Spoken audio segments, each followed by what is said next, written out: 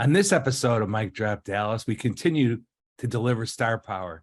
Pro Football Hall of Famer Eric Dickerson drops in to talk about the name, image, likeness era in college football from the perspective of someone who played at SMU during the period that led to the Ponies receiving the NCAA death penalty for recruiting violations.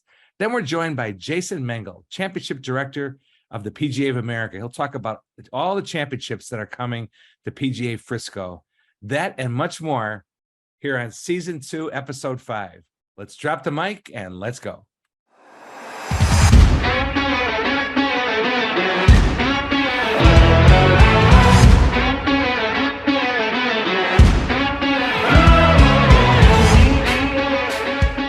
Welcome to Mike Drop Dallas, everyone. Kevin Sullivan here, joined as always by Monica Paul, the Executive Director of the Dallas Sports Commission, and Next Level Marcus Carr. Thanks for listening, for watching on YouTube. If you enjoy this one-of-a-kind take on Dallas sports and sports business, please give us a 5-star review. We'd appreciate that.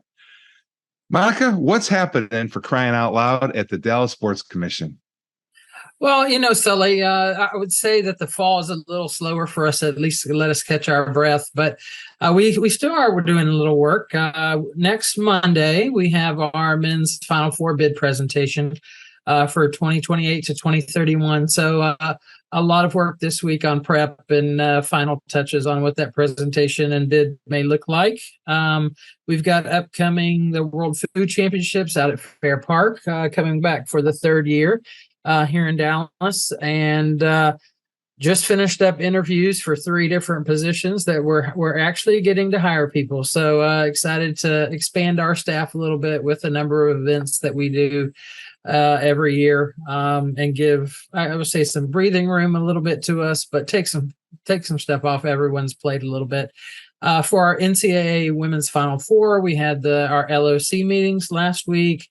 Really getting further down the line and down the road in the planning process for March and April of 2023 and that 50th anniversary of Title IX. So excited about that. We launched our Read to the Final Four program last Monday. So excited to see additional schools and independent school districts sign up.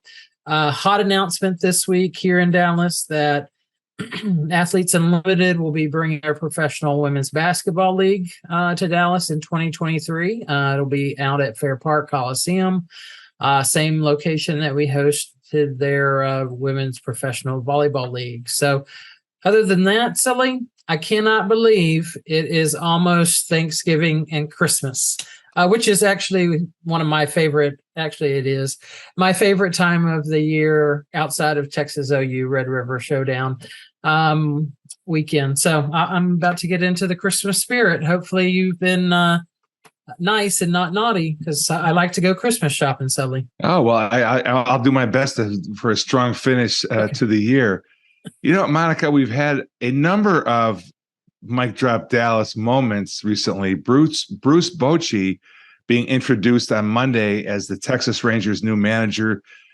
They promised urgency. Ray Davis did, the owner, and Chris Young, the GM, in the offseason.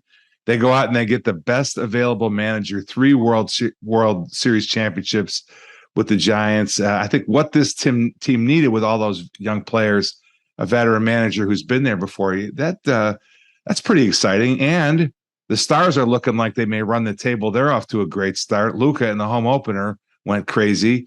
And the Cowboys bounced back with a win last week against the Lions. We'll see what they do this week. So as always, lots happening. And back in a moment with Pro Football Hall of Famer Eric Dickerson. But first, over to Rachel with a word from one of our sponsors.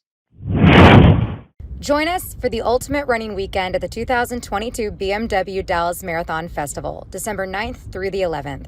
Register your corporate group or team today. 2-person half marathon relay, 5-person marathon relay, and 5K team challenge options available. Perfect for team building. Bring your company out and enjoy all the energy and excitement surrounding the BMW Dallas Marathon Festival this December. Contact groups at rundallas.com for more info. Now it's a pleasure to be joined here on Mike Drop Dallas by the great Eric Dickerson. inducted into the Pro Football Hall of Fame in 1999. Remember the all-decade team in the NFL for the 80s, set the rookie rushing record and the single-season rushing record with 2,105 yards in 1984. About that. Let that soak in for a minute. 2,105 yards in a single season.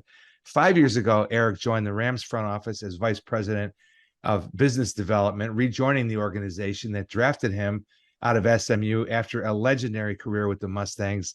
That was back in 1983. In addition to his work with the Rams, Eric has a strategic partnership with iHeartRadio. Eric, thanks for doing this. Welcome to Mike Drop Dallas. Thank you. Thank you for having me. So, Eric, let's start with what you're up to these days. Can you tell us a little bit about your role within business development with the Rams? I just do community service work. I have to go to some of the games, not every game, especially the road games I don't go to. Helping with the suites and that kind of stuff. So, it's nothing too strenuous. I'm not getting hit anymore, so that makes it a lot easier. Well, yeah, definitely not being on the field has to be a little bit easier. So you work, I would think, or there are a lot of young players that are coming up. And do these younger players really fully understand what you've accomplished in your time in playing the game? I don't know. The young players are a little bit different, than when we played. We had respect for the older players that played the game. We knew them by name, the guys that had played before us. It was exciting to play against certain guys that you watched on television, like when I played against Lawrence Taylor, Jack Youngblood, guy playing Youngblood, Jackie Slater, Nolan Cromwell, those guys. It was an honor, and I think today's NFL guys think that, they've been told that they're good for so long coming out of high school and college that, they think they don't need any help or any guidance. But let me tell you, they're way off the mark. And some guys come in and do a good job for themselves. They really do. And I think it really comes down to your upbringing. Yeah, but I could totally understand that. I've had the opportunity to be with some of the professional leagues through the event side of things, where they have a lot of great educational programs for rookies coming in, whether it's financial education and that sort of thing. So I appreciate what some of the leagues try to do for those younger players coming in.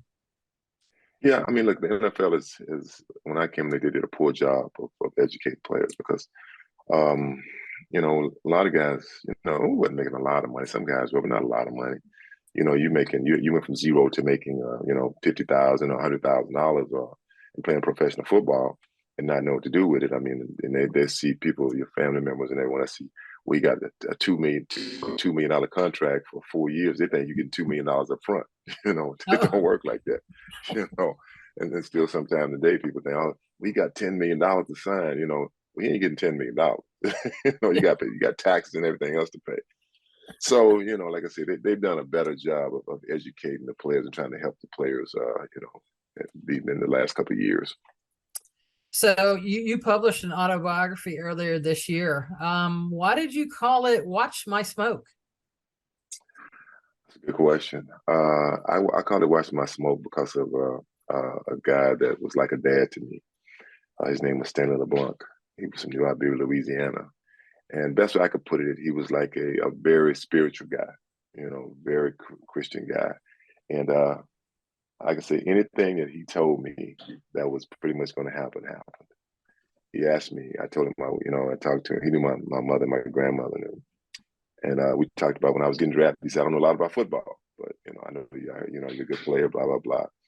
And I told him where I wanted to get drafted to. I want to get it. And he said, are you sure? I said, yes, sir, I'm sure. And sure enough, I got drafted to the Rams. The year that I ran for 2,000 yards. He told me, he said, you're going to do things that people have never seen before in the NFL. My first year, I told him, because I wanted to break OJ's record. That was my thing. OJ is my favorite player. He said, I think you might break it that first year. You're going to get very close. And sure enough, I did. And the next year, I did break it. He told me, you're going to break it this year. And then he would always say, boy, watch my smoke. He said, I told you, I'm good at what I do. I know what I'm talking about. And he told me, he said, Eric, he said, one day, he said, you're going to write a book. I said, really? He said, you're going to write a book, son. He said, I won't be here. He said, but you'll write a book. And I said, if I do, I said, I'm going to name it Watch My Smoke. He said, you don't have to do that. I said, I want to do it for you. And so I called it was Watch My Smoke after my friend Stanley LeBlanc. Oh my, that just gave me goosebumps. That's amazing. Well, I'll have to watch my smoke and read it later on when I have some downtime or on my next vacation. So, but what you kind of said there reminded me of things that I liked, little nuggets that I like to give to some of my students at SMU. Not only am I the executive director of the Dallas Sports Commission, but I teach a class, Contemporary Issues of Sport Management at SMU undergrad class, and I always try to take the opportunity on the podcast to ask some of our guests of, if you could, I won't say go back, or if there's lessons or advice that you would give your younger self or some of these college students coming up, what would that be? It's a good question. I mean, you can always, hindsight is 2020. Well, one thing is I know I would really concentrate on. I graduated college because my mother wanted me to do that. And I never did. I said I'd always go back, but I just don't have time. I hate to say I feel bad. But I tell young men, I tell a young man, really take the time and keep your word and graduate from college. And know that patience is a virtue in a lot of things. I know we want things right now. I was that person. I mean, I want it right now. I wish I could be more patient with things when I was younger. Other than that, I mean, look, I can't say I had a perfect life, but I've had a good life. I mean, I got to say my mother, because my dad passed away when I was 17, and I'll say the best man I ever knew. And I was adopted, but he's the best man I ever knew.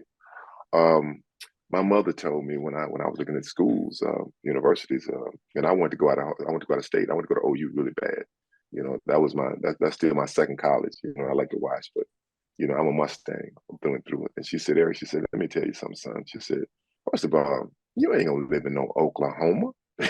When you come out of college, you gonna live in no damn Oklahoma. You're a Texas boy. So I didn't think about that, but she's right. She was right. I wouldn't want to live in Oklahoma. And nothing against Oklahoma. That's not me. And she said, if you go to SMU, she said, you'll be the first. You'll start something people still be talking about years later. And I got to say, man, she was so right about that, really. She was so correct on that. I mean, I didn't plan it like that, but, I would tell people, youngsters, just be patient. Your time is coming, and God has a time for everyone. And when it comes, be ready for it and take full advantage of it, because sometimes you only get one opportunity. Sometimes you get two. Sometimes you get three, but sooner or later, the glass runs dry. Well, speaking of college football, let's talk about name, image, likeness. SMU has turned your 1979 Trans Am, or as a lot of Mustang fans call it, the Trans A&M. That has been just unimaginably has been turned into a recruiting pitch today. We have Bryce Young at Alabama with millions of dollars in deals. With all that happened around the death penalty and all that stuff so many years ago, how do you feel about the way the script has flipped here in college football with these players with a little bit of a roundabout way getting paid so much? Well, me personally, I think it's way overdue. I really do. I think that, people always say, well, what about other sports? What about baseball? What about, women's basketball and women? And look, I'm big on women's sports. I really am. I think that's the greatest thing ever for women. But I understand this at baseball and basketball, men's basketball. You're never going to see 100,000 people at a basketball game. You're never going to see, another 50,000 at tailgate. It doesn't work like that. Football is run by football. I mean, and I just feel like that these kids, girls and guys, for their sports have earned the right to make something off of it. I mean, the university makes it, the president makes it, the dean makes it, the coach gets paid. I mean, everybody gets paid except the guys and the girls who are doing the labor. So and to me, I always said it's a form of slavery. It really is. It's always been. I mean, you get a chance to eat and be housed. Well, they did the slaves like that, and not just black slaves. The Jewish, the Hebrews. I mean, so I just always felt that the players, the athletes, should get something, and I'm happy they're getting it. Now how they're breaking it down, I don't know. But I'm really glad, because you know what, they deserve it. Because look, every person that plays plays college sports at a high level is not going to make it to the NFL. They're not. And to have something set aside, some money set aside for your labor that you've done for your university, I think it's well worth it. I mean, if you get out of college and you have $100,000, that you didn't have before. I think it's great. So I'm all for the NILs. I think it's way overdue, and it should have been done years ago. And as far as the Trans A&M, they always put the death penalty on me and Craig James, and we didn't get the death penalty. There was no death penalty when I played 4 years. They put us on assault probation because of Texas, snitched, and they were the biggest crooks, the biggest crooks. You hear that, Monica? And oh my gosh, they were the biggest crooks. I mean, I knew the players, so we all knew each other. We knew what we all knew what each other was getting and stuff like that. And we wasn't getting that much. I mean, look, a couple of $100. The guy got a car, that's what it was. And but I just feel the payroll to meet was really the next to Bobby Collins, Sean Stopperidge, David Stanley. That was kind of right. The next phase. That was a phase. But the problem with it is it comes back to me. Right. It comes back to Craig James. It always says that we got them the death penalty. I was in the pros 5 years and they got the death penalty. Right. That's why I laugh at it every time they say it. But I'm all for the NIL. I'm glad the guys, and girls are getting something off of the sport that they love and they play. And you're part of the alumni group that has pledged $1 million as part of the collective that's been formed around SMU athletes. Why did you? I see how strongly you feel about this, but why did you want to go so far as to put your own money into it?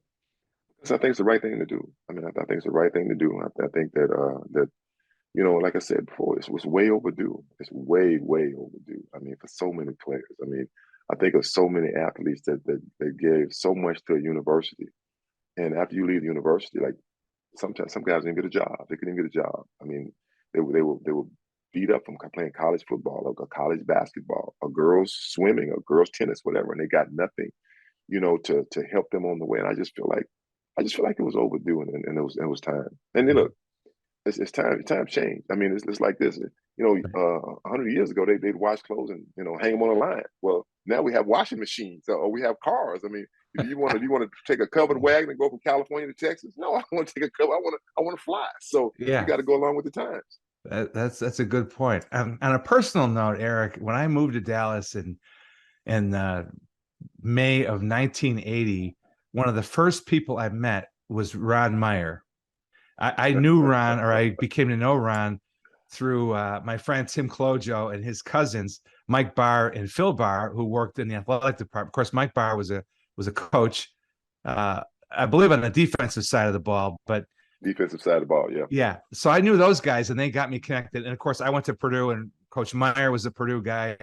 And may he rest in peace. I always had great admiration for him, both as a coach. I later reunited with him in the XFL when I was at NBC Sports. Always enjoyed being in his company. What do you think Coach Ron Meyer would make of what's happening today in college athletics, especially on the NIL front, but also realignment and just everything that's happening? I think he'd be very pleased also. Look, first of all, Ron Meyer he was a good man. I mean, when I say I miss Coach Meyer, I miss Coach Meyer. I mean, he was like that. I said like a third dad to me, really, because he was the reason I went to SMU. If it wasn't for Coach Meyer, I didn't ever went to SMU, to be honest with you. I mean, it just wasn't gonna happen. I mean, he got my mother, my great great aunt who raised me. He got her, and she told me, that's where I want you to go. And so I think that he'd be very pleased with it because Ron, the thing I like about Ron was all about fairness. It's fair, and that's what it's about. It's not about being arrogant or being taking advantage of something. It's all about fairness, and I really believe that the NIL is about fairness, for the players. I mean, and I call them players. I mean, they're players. And look, the president at the university and at the NCAA, they don't work for free. They don't. I mean, think about a lot of these kids when they leave college, and let's just say they had a knee surgery or two, and they have no money after they get out of college to have health care. Some of them don't have health care. You got to go buy your own health care. I just think it's a plethora of things that we never think about. You see a guy play on Saturdays, and then he leaves college, but 4 or 5 years later, man, whatever happened to so and so? What happened to him? And most time the colleges don't reach back. They don't reach back to the colleges because as a former player, I can tell you the mentality of a football player. we don't whine, we don't whine, we don't cry. It's like, hey, you suck it up, son. Get out there and play. Same thing in the NFL. Guys who have a lot of mental health problems going on, health problems, period, not just mental health problems, period. You ask them, man, how you doing? And the first thing they say, oh man, I'm good. But they're really not good because that's how we're programmed. You're programmed that way. So for me, I think that Ron will be very proud of the way it's going. Like I said, and look, it has a long way to go. It's not a quick fix. It's just it's something I think that's trying to do the right thing. So Eric, before we let you go, I want to just kind of get your thoughts on what are the next steps, or what should we foresee with the NCAA and college football? A lot of disruption going on, obviously a lot of continuous conference realignment going on.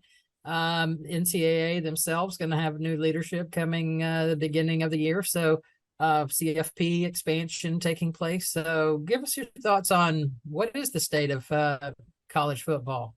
Well, honestly, I don't watch a lot of college football. I do like college football because I think it's a little bit more pure than NFL. I think it really do. They say paying the players, whatever. I think it's fair. They're not making $1 million, like $10, $15 million a year, that kind of stuff. But the realignment thing is, look, sometimes you have to realign. But I've always been big on this. In your area, like I like this old Southwest Conference. I just don't understand why that conference was the best conference. It was us. It was Texas, and the outside school was Arkansas. We didn't understand that, but it was close enough to Texas to be part of our conference. I just feel like when you stay in those areas, like California, it should be Cal, it should be SC, it should be San Diego State, UCLA. In your area, I mean, I know. I think SC is going to what the Big 12. I forgot what Big 10. Mm-hmm. I mean, they're gonna be flying across country. I mean, that's tough. But you know what? It's all about the money. So like follow the money, and that's why the teams go. I mean, let's just be honest. It's all about the money. It's about television. You never know what's going to happen. Is it all good? No, it's not all good. Is it all bad? No, it's not all bad. I think that you'll have a better sense of it in the next, let's say, 5 years. I think where everything kind of settles down and people will be in their conference, and you'll just see how it goes. And but it's hard to say, where college football is going right now. I can say for the NILs, I think it's going in the right direction there. I don't, like I said, I'm not an expert on it, but I still feel very strongly about players getting some compensation for playing college football and the girls playing any sport. I mean, I'm for all athletes getting some type of money.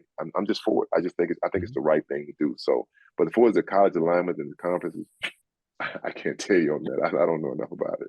Yeah, the money has trumped the regional aspect of it. Like right. You said, money. The answer to all your questions is money. Well, Eric, it's been a real treat having you on. I think I'm going to remember we used to hang clothes on a line. Now we got a washing machine and a dryer. You want to take a covered wagon across country? No, we want to fly. And that's things really do change constantly. And it's great to have you on the Mic Drop, Dallas, and talk about both your experiences at SMU and how you feel, some hot takes on how you feel about things today. So we appreciate that. Thanks for joining us. Thank you for having me. Hey, and go Mustangs. Go Mustangs. And now I'm going to hand over to Marcus for our next interview, and Monica for our next interview with Travis Miller of PGA Memes. You're not going to want to miss this, but first, over to Rachel with a word from one of our sponsors. Love lacrosse? Need a part-time gig? IWLCA is looking for workers to help out at the IWLCA President's Cup and IWLCA debut, November 18th through the 20th. Open positions include setup/breakdown, field marshaling, Gatorade, and hospitality. Spend your weekend with us in Dallas. Contact Rena Weiss at rweiss@elitetournaments.com to learn more. Again, that's Rena Weiss at rweiss@elitetournaments.com. Now, we're really pleased to be joined here on Mic Drop Dallas by Jason Mengel. Past 13 years or so, he's been a championship director for the PGA of America, enjoying their new home at PGA Frisco's. Jason, thanks for joining us. Well, thanks for having me today. So tell us about the role. You have one of the more interesting jobs in sports. Tell us what a championship director does and what championships you're working on right now. Yeah, well, typically a person in my position would move around to a new host site basically every 2 to 3 years and basically go in and establish, stand up, if you will, a major championship from scratch. Oftentimes when we arrive at a typical host site, we wouldn't even have an office. But my newest assignment, a permanent home for me and my family, is here at PGA Frisco. Very excited to be leading our run of major championships from now through currently announced 2034.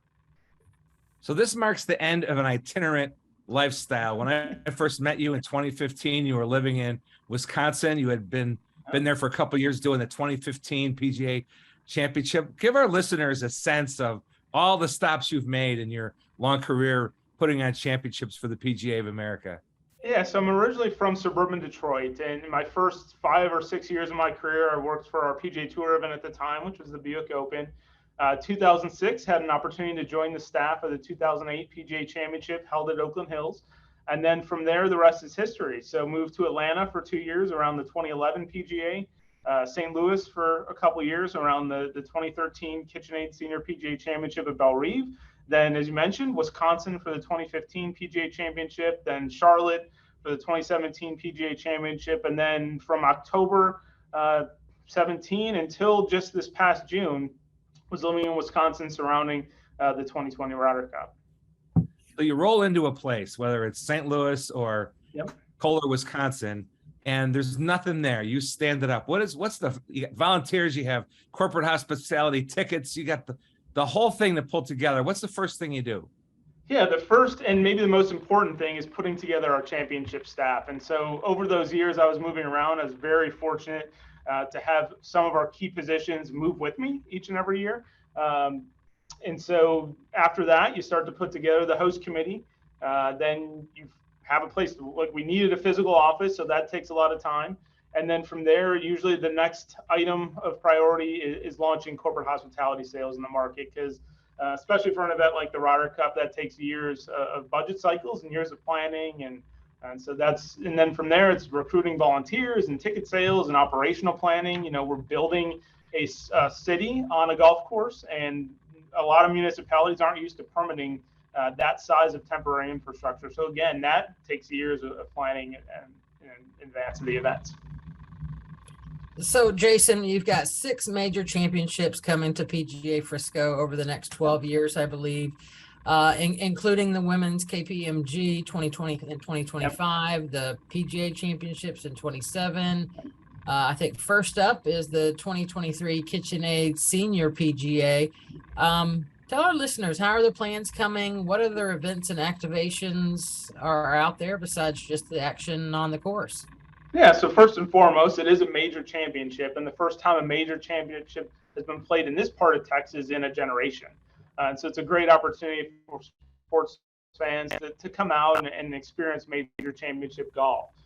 From there, it's probably going to be the first look that many of our guests will have had to the PGA Frisco campus. And so that includes the entertainment district, which is what we're going to use as a main spectator entryway for our championships, at least the sponsored events here in 23 and 25. And then once you get out on the golf course and you experience Gil Hanse's amazing test of golf, I think you're going to be surprised if this is your first visit at the amount of undulation that occurs as you walk around the property.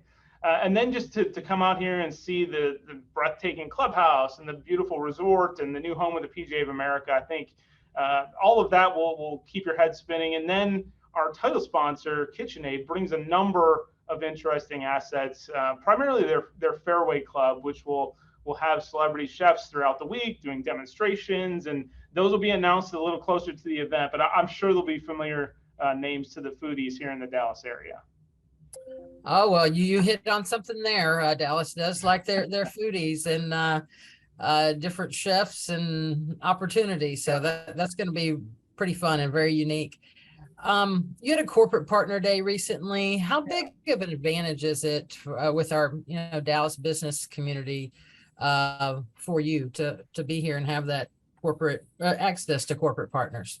Yeah, I think at least for our sponsored events, including next May's KitchenAid Senior PGA Championship, really the driver of success, not just for corporate, but for volunteers And for tickets, we'll be the local community. And when we get to the 27 and 34 PGA Championships, a little more of a global audience. But certainly for the sponsored events, the driver of success is going to be those local businesses. And we had a full field shotgun for our event, our corporate preview earlier this month, and we've had great response from the media in the area. And so very excited to be humbly receiving that level of support from the community. So Jason, a brand new facility, what's the biggest challenge you incur with planning a championship at a new facility? Yeah, I'd say the biggest challenge we're going to have is, we're not going to get everything right the first time. Now, an advantage we have from that is that we get to learn and continually implement things. Typically we'd be coming back to a host site 5-10 years down the road, but with our every other year nature of events through 2034, we have a time, like real time, to actually implement some of those things. And so, starting from scratch, as I mentioned earlier, the first event we're hosting here, we're having to build things like our vendor compound, which once we get that built, will be usable for the next 20 years. But just building things that are normal parts of the championship infrastructure over the next few months is what we're focused on. Okay, Jason, I get this question all the time here. Okay. What are the chances we're going to get a Ryder Cup one day? Well, my focus right now is on making sure that our first event next May, the 2023 KitchenAid Senior PGA Championship, goes off flawlessly for the community and our stakeholders and our tribal sponsor. But I'd say stay tuned to the future, as there's plenty of excitement down the road. Monica, sounds like somebody's been through some media coaching. I don't know. I know. I don't know who's been training him, Sully. And we're going to put you on the spot just a little bit, Jason. Okay. Give us you're dealing with all these logistics and all the things that you mentioned. Give us a story from your experience, something wild and wacky that happened that our listeners and viewers on YouTube may be surprised to hear about. Yeah, well, obviously major championships are held outdoors. And so there's been a number of times through my career, whether it's during gate hours or in the overnight, that we've had to deal with storms coming through, and certainly had a couple of those over the years. But I'm still here. And I think, positive coming out of that is when you have an obstacle like that's outside of your team's direct control, it's all about how you respond to it. And I think in those instances where we did have something outside of our control to deal with, that it really galvanized our team as a unit. And the next day, if you were a spectator and came back out, you would have never even known what we went through the night before. So. Well, and you also have the secret weapon, Kerry Haig, the chief championships officer. Yes. There's nobody in golf at any level of golf anywhere who will set up a course and run a championship like Kerry does. What's it like, your experience working with Kerry all these years? Yeah, I've been very fortunate to learn from one of the best in the game that's ever done this. And so I'm constantly fascinated when we're out there looking at something, just the eye that he has, of course, for the competitive side of golf and course setup, but also for the outside the ropes aspect and getting down to like the angle of the bleachers on number one and whether they're going to have a view if he pulls the tee all the way back or if we have to put it forward. It's amazing to watch, actually. And then, of course, the PGA of America being a member organization, Yeah. 28,000 men and women, golf professionals from all around the country. PGA Frisco is their new home.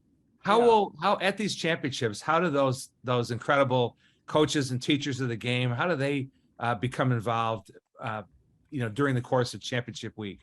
Well, if they're talented players, 35 of them will have an opportunity to qualify into the Senior PGA Championship next year. But outside of that, I would imagine that this facility, the new home of the PGA of America, if you will be a magnet for them 365, but certainly during our championships. They're all, I imagine, will be down here, whether it's to continue their education, to experience the innovation going on in the game, or of course to experience our championships with maybe some of their key stakeholders from their clubs or facilities around the country. Sounds like you're fully subscribed on volunteers for the KitchenAid Senior PGA Championship, but how can our listeners get tickets to the event, which takes place May 24th through 28th of 2023? Yeah, I'd say if you're interested in tickets or hospitality or pro-am opportunities, very easy. You can just go to srpga.com and take it from there. All right. Well, Jason, thanks so much for some time today. All the best in your planning for the KPMG. I'm sorry, for the KitchenAid PGA Senior PGA Championship, the KPMG Women's PGA Championship, and in 2027, the PGA Championship. Thanks for some time today, and all the best. Yeah, thanks so much for having me on. Great to see you guys. And on behalf of Monica Paul and the Dallas Sports Commission, thanks to Jason Mengel of the PGA of America for joining us, along with Eric Dickerson, and that fascinating conversation.